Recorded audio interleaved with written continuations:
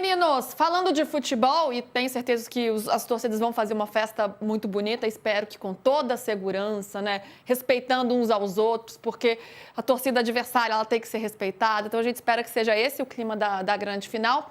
Mas falando de campo, hoje, Flamengo já foi a campo treinado, certo, Brás? E estava acompanhando as notícias, aquelas dúvidas, né? Que tá todo mundo querendo esclarecer. E aí, Léo Ortiz joga, todo dia eu te pergunto isso. Eu vi Léo Ortiz no campo. Aí eu falei, opa, isso não quer dizer que vai pintar no time titular. Deu para ver alguma coisa, Brás? Dá para ter algum indício? Já tinha participado de uma atividade, né? Então, felizmente, felizmente já participou de uma segunda. Como é que foi essa atividade do Mengão hoje? Sim, o Flamengo treinou novamente no CT da Federação Peruana, né? Que foi o mesmo de 2019, aí para a galera da Superstição, o mesmo local de treino. E sim, o Léo Ortiz treinou e, assim, a assessoria do Flamengo liberou. O combinado eram 15 minutos, mas liberou até um pouco mais, de 20 a 25 minutos a gente pôde acompanhar o treino. E no tempo que a gente acompanhou, o Léo Ortiz treinou normalmente, chutando bola, mudança de direção, aquele treino de aquecimento que o jogador vai para lá, vai para cá, muda de direção, acelera, freia, tocando na bola. Então, assim, ele se mostrou recuperado, treinando, fazendo as mesmas atividades do restante dos companheiros. Então, assim, o Léo Ortiz está confirmado no jogo contra o Palmeiras, a saber se ele vai ser titular ou não. Eu acredito que vai, mas aí a escalação, aí esperar mais um pouquinho, mas que ele está relacionado para a partida, já não há mais dúvidas sobre isso. Já o Pedro, como esperado, sequer foi a campo, ele ficou na academia lá da Federação Peruana, fazendo sua fisioterapia com os fisioterapeutas do clube. Então, é só um milagre a participação dele, eu acredito que não. Tá aí. Ô, Brás, a gente tá vendo ali uns tapumes pretos, né, na atividade, um negócio diferente. O que é isso? Isso é a ideia do Felipe Luiz? É pra falar, olha, vou manter o mistério, ninguém vai ver nada. De onde foi? É a ideia do Felipe Luiz, de onde ele tirou isso? Esses tapumes já tinham sido colocados em 2019, quando o técnico era o Jorge Jesus. O que acontece? Esse CT ele fica localizado numa comunidade mesmo, uma área um pouquinho mais humilde daqui de Lima. Então, ali ao redor, na imagem não dá para ver muito bem, mas existem muitas casas, né? Muitas casas simples, assim. Então, que as pessoas conseguem ver. Então, esse tapume aí é uma forma de manter um pouco mais a privacidade do time nesses treinamentos. Eu imagino que hoje, depois que a imprensa foi embora, né, o Felipe Luiz já montou lá sua estratégia para o jogo de amanhã, né? Então, qualquer coisa é válida. Eu vou até soltar um bastidor aqui, eu não posso dizer quem foi que falou, mas enquanto a gente estava lá, tá vendo aqueles prédios que estão aparecendo cinza ali? O pessoal ficou brincando, acho que o Abel tá ali, hein? Ou o Abel, o pessoal do Flamengo brincou sobre isso. Será que o Abel tá ali na janelinha de olho? O pessoal ficou brincando sobre isso. Eita, será que o Palmeiras alugou ali uma sala, é um prédio comercial? Não sei o que é, uma salinha ali. É perigoso, perigoso. Ele sempre tem um plano. Sabe que o Abel mora no Jardim das Perdizes, que lá de cima tem um monte de gente que tem acesso a ver os treinos do Palmeiras. É um condomínio aqui na Zona Oeste de São Paulo, bem perto do CT do Palmeiras e do São Paulo, que dividem muro. Muita gente diz que quando vaza escalação, vaza dali. Vem do Jardim das Perdizes. Muitos jogadores. Eu já até fui num apartamento ali. Pra ver.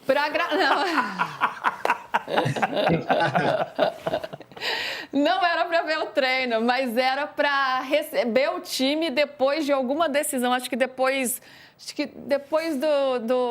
de uma vitória na Libertadores ou de volta do Mundial, não me lembro. Mas era para receber o time para gravar ali. Então, a emissora que eu trabalhava alugou um apartamento. Alugou um apartamento. Quarto ali dentro de um apartamento para gravar. Mas não era o treino, viu, gente? Era para mostrar a festa bonita que a torcida estava fazendo. Juro.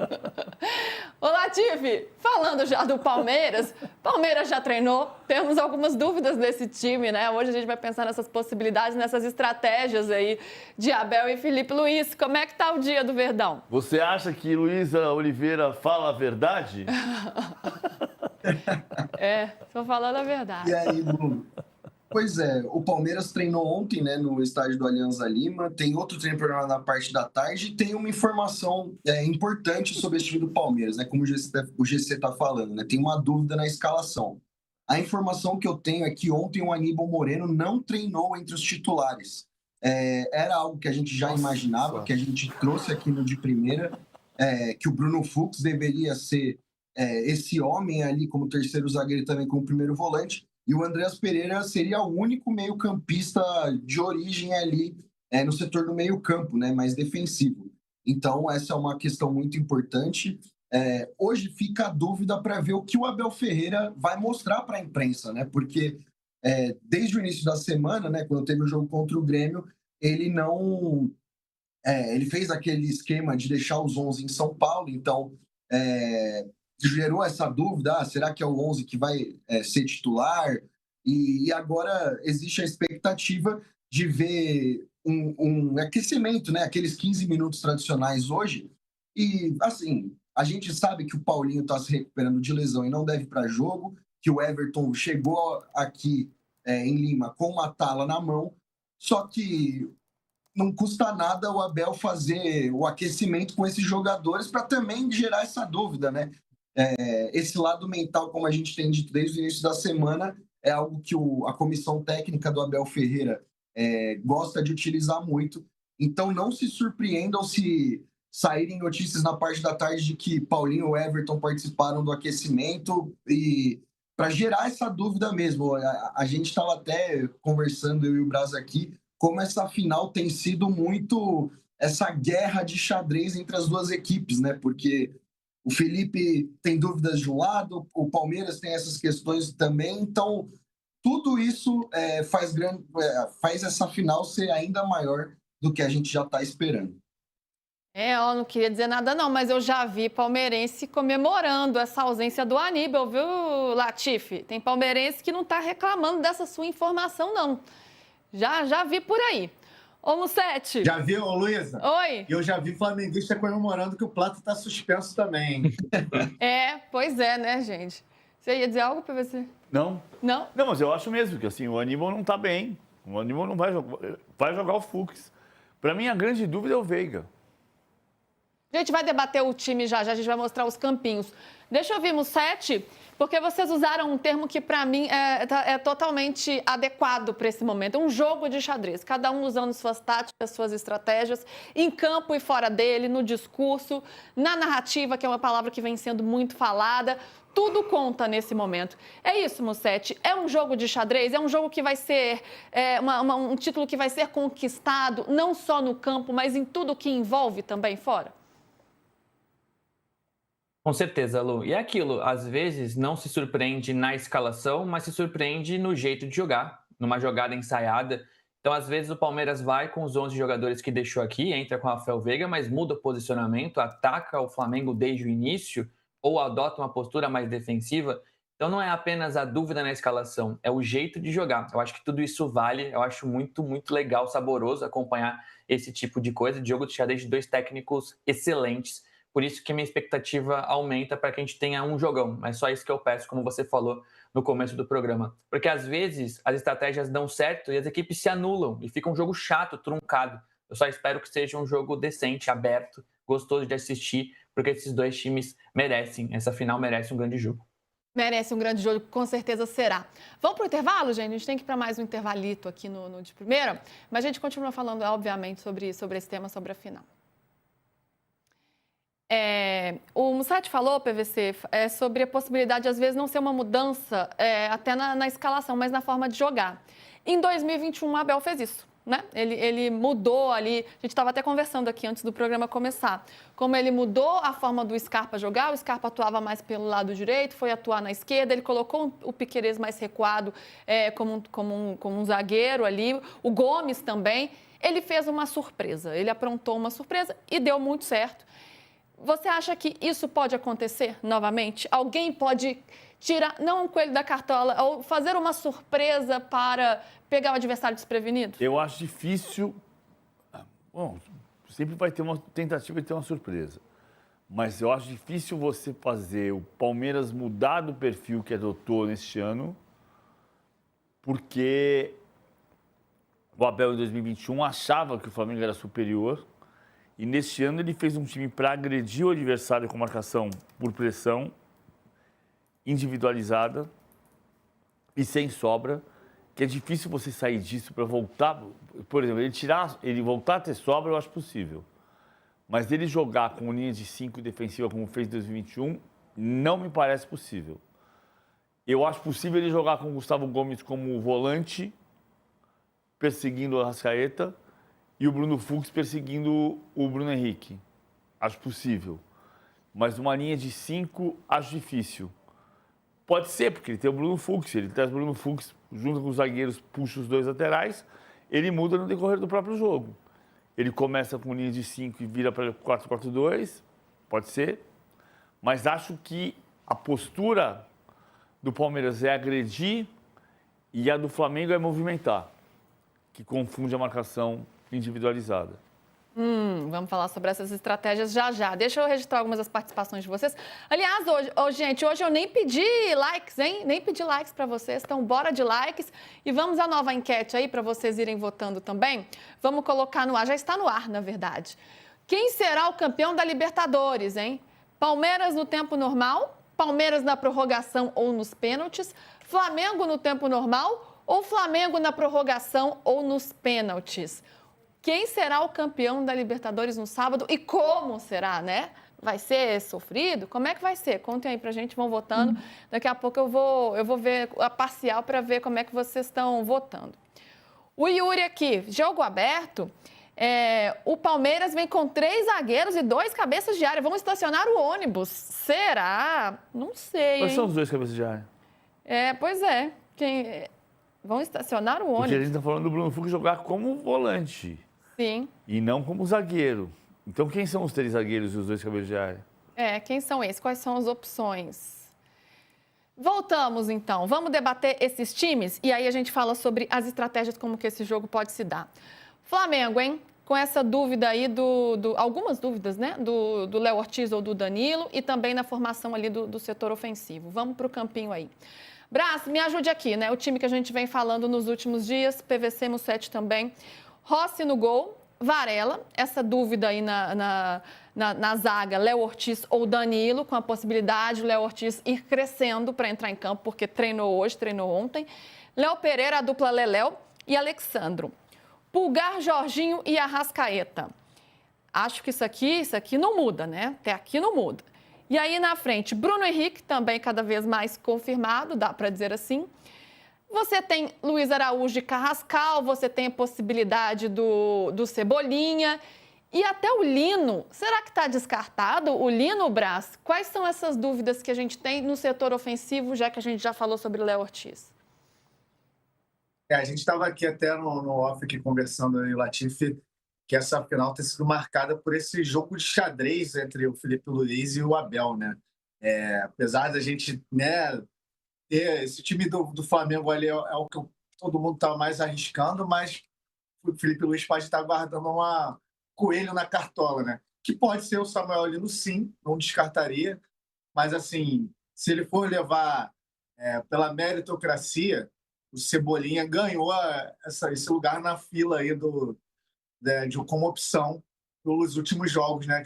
O futebol que ele apresentou e o que o Samuel Lino não apresentou recentemente, né?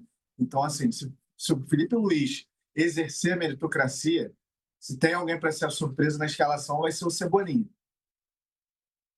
Essa surpresa do Cebolinha, acho que nem seria tanta surpresa assim, porque é algo que já vem sendo até, né, ventilado, né, Brás?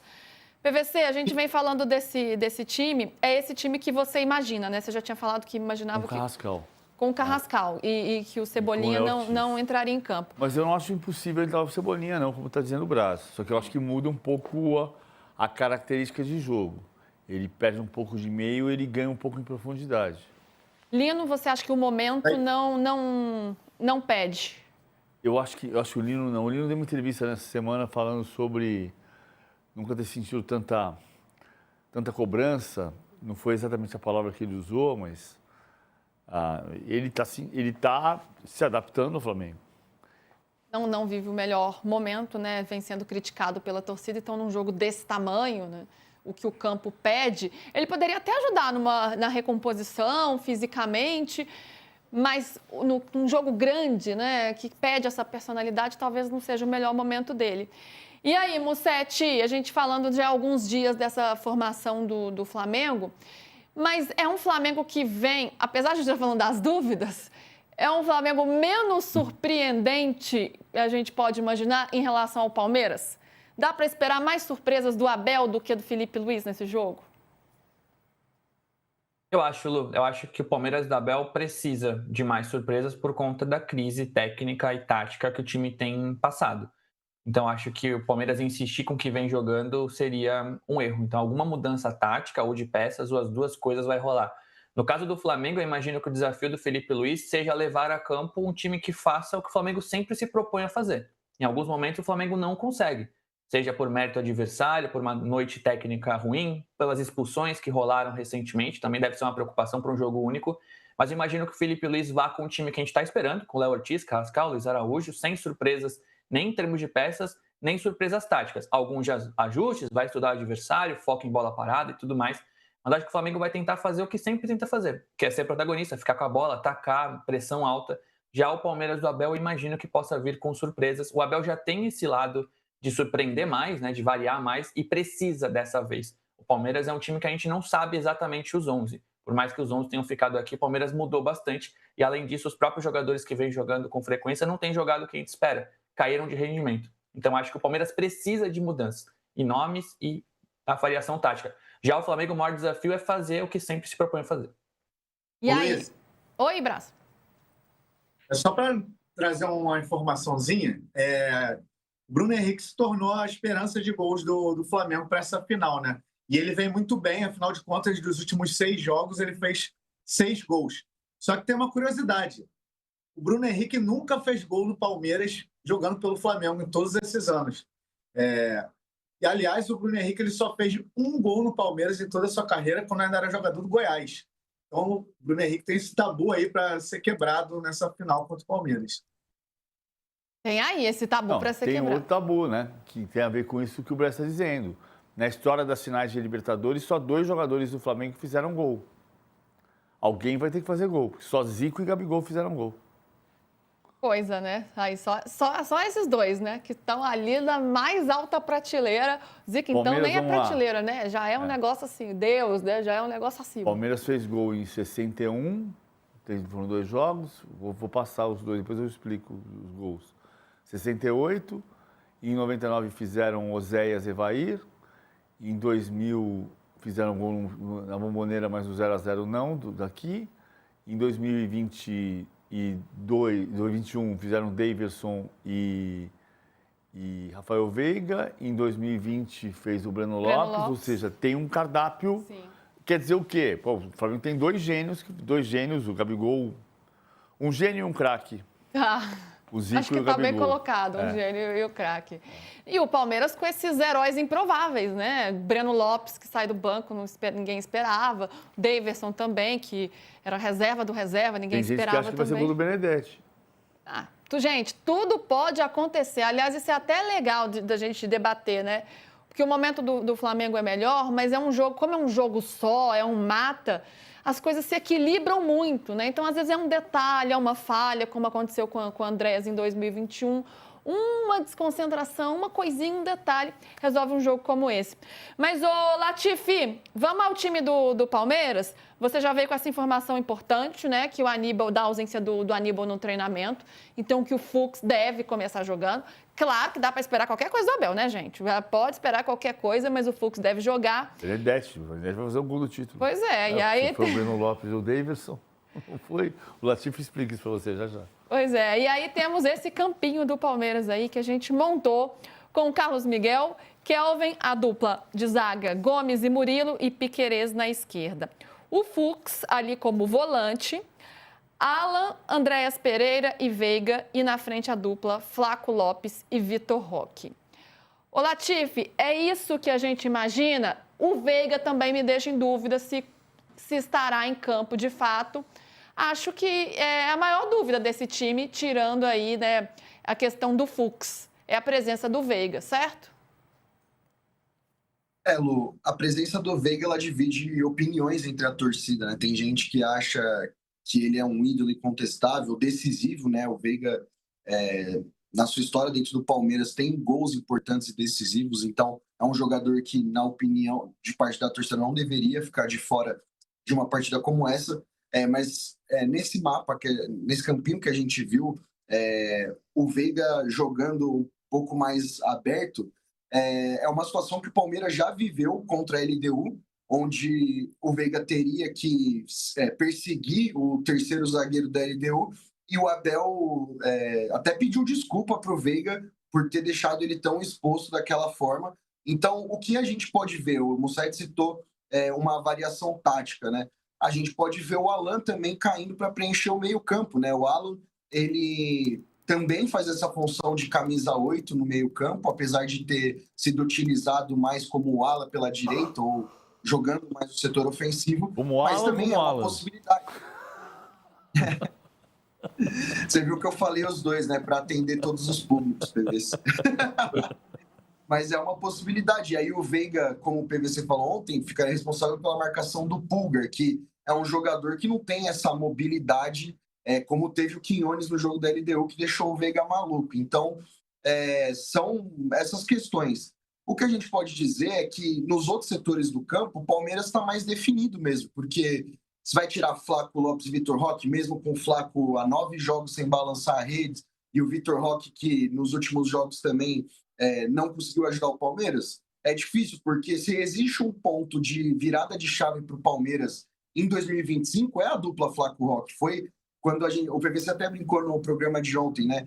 O Palmeiras joga o futebol mais bonito da era Abel Ferreira, com o Flaco-Roque e tal, só que isso acabou muito rápido. Então, você vai imaginar que o Palmeiras vai abrir mão disso no jogo mais importante do ano? Então, tem essas nuances aí da grande decisão, Lu. Sem dúvida, falando dessas estratégias, né? Ô, Mussete, a gente já comentou aqui que o Flamengo tem um estilo de jogo mais definido, né? E como as coisas estão dando muito certo, o time lidera aí o Campeonato Brasileiro e abriu vantagem, a gente não imagina muitas mudanças, até porque está dando certo e o Abel precisa apresentar algo mais para vencer essa partida. É um time do Palmeiras que, na sua melhor fase da temporada, impôs uma marcação muito alta. Eu estava até conversando com o PVC antes do programa começar.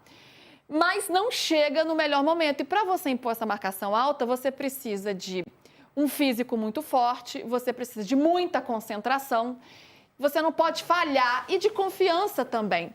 Será que é um Palmeiras que nesse momento está com a confiança alta para ser ousado, para ser corajoso, para marcar mais na frente, ou esse momento pede um pouco mais de cautela atrás ali, segurando um pouco mais? Não é uma coisa fácil de responder, hein? Não é uma pergunta fácil de responder. É difícil, Lu. Gostei da pergunta. Eu gostaria que o Abel entrasse da forma ofensiva que entrou contra o River, por exemplo. Mas eu acho, sim, que vai rolar uma cautela um pouco maior. Eu já falei e eu repito, eu não consigo enxergar o Rafael Veiga titular. Nada contra o Rafael Veiga, ele pode fazer uma partidaça, como entrou bem recentemente, é um jogador muito importante. Mas sobre esse aspecto que o Latifi trouxe, que o PVC já falou, de marcação individual, de tentar marcar alto, não faria sentido o Veiga se você for marcar alto, e se você for ter uma postura mais conservadora, também não faz sentido o Veiga. Então, eu acho que o Abel traz alguma mudança.